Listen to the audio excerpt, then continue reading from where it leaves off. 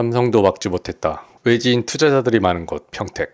아실에서 최근 하락 아파트를 알아보자. 경기도 평택시 최근 2달 거래. 4억 3천 하락, 4억 2천 하락, 4억 하락, 3억 6천 하락. 실거주로 산 사람들만 버틸 수 있는 그곳. 투기로 매수한 외지인들은 피눈물을 흘리고 있다. 내가 실거주를 해야 한다면 과연 평택은 사야 하는 곳일까? 우리 부모님 세대를 본받아야 한다. 우리 부모님은 누구보다 성실하게 일을 하셔서 내 집 마련을 하셨다. 30년 동안 이사도 가지 않으시고 한 집에서만 사셨다. 인테리어는 딱 2번 하셨다. 나도 그 집이 좋다. 내 추억이 담겨있는 그 집. 그리고 그 집 한 채 덕분에 이사 가지 않고 가족들이 한 집에서 살 수 있었다. 30년 사이에 아파트 가격은 올랐다. 의도하지 않으셨겠지만 부모님께서는 인플레이션을 방어하신 것이다. 성실함과 가족을 사랑하는 마음으로 말이다. 얼마 전에 친구가 연락이 왔다. 평택에 집을 사려고 지금 가계약금을 넣으려고 한다고.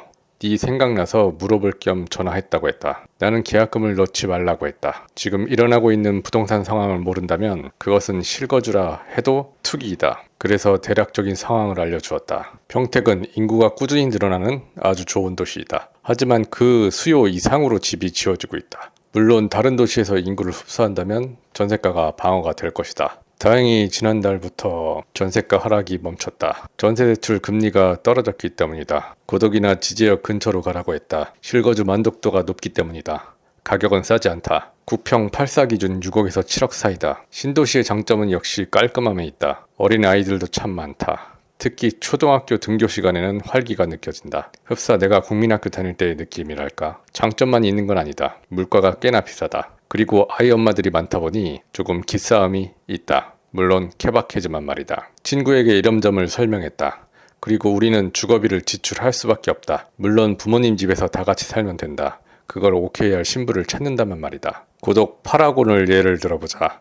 현재 월세는 2천에 150 정도이다. 보증금이 없다면 160 정도씩 주거비가 발생한다. 그렇다면 대출을 받아 집을 사면 얼마일까? 현재 호가는 7억 전후이다. 특히 신혼부부나 아이가 태어났다면 신생아 특례를 받는 것도 좋겠다. 대충 2.5%로 계산을 해보자. 물론 실제로는 5억까지만 대출이 된다.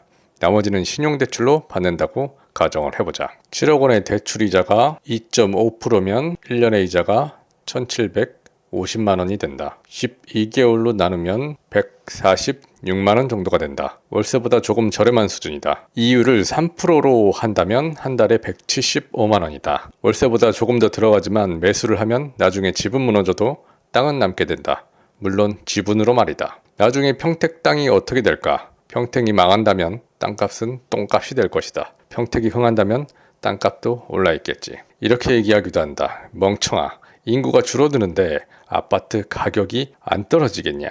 인구 얘기는 많이 했지. 인구보다는 가구수가 더 중요하다고. 지방의 대학교들이 없어지고 있다. 높은 확률로 대학이 없어지는 지역들부터 위험해질 것이다. 서울대가 가장 마지막까지 버티겠지. 서울 수도권 광역시 그리고 세종시 정도가 마지막까지 버티지 않을까. 내가 사는 곳이 대학교 문을 닫고 있는 지역이다.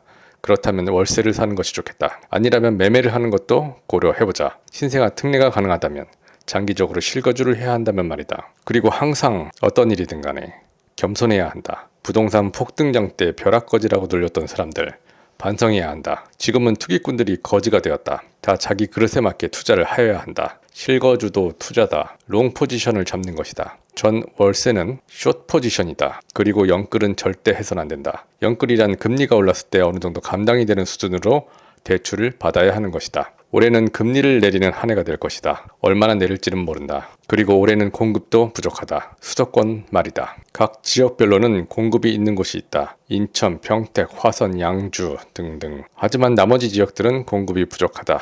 이런 경우 보통 공급이 나오는 지역은 크게 흔들리지 않는다. 그리고 공급이 부족하면 전세 가격부터 오른다. 지금 전세 물량이 꽤나 급격하게 줄어드는 곳이 있다. 서울 중구, 금천구, 영등포구, 구로구, 송파구, 그리고 경기도 성남. 앞으로 매매 가격이 움직일 가능성이 크겠다. 이런 지역에 대해서 아래 구글 폼을 작성하면 한 달에 한 번씩 아파트 수급 동향을 전해주겠다. 필요한 사람들은 얼른 신청하자. 선착순 50명만 받겠다. 수도권 어딘가에 살아야 한다. 그러면 집을 사는 것도 생각해보자. 공부는 필수로 하고 말이다. 내가 한 달에 한 번씩 수도권 상황에 대해 알려줄 테니 그걸 봐도 좋고 아니면 다른 채널을 봐도 좋다. 지속적인 관심을 갖길 바란다.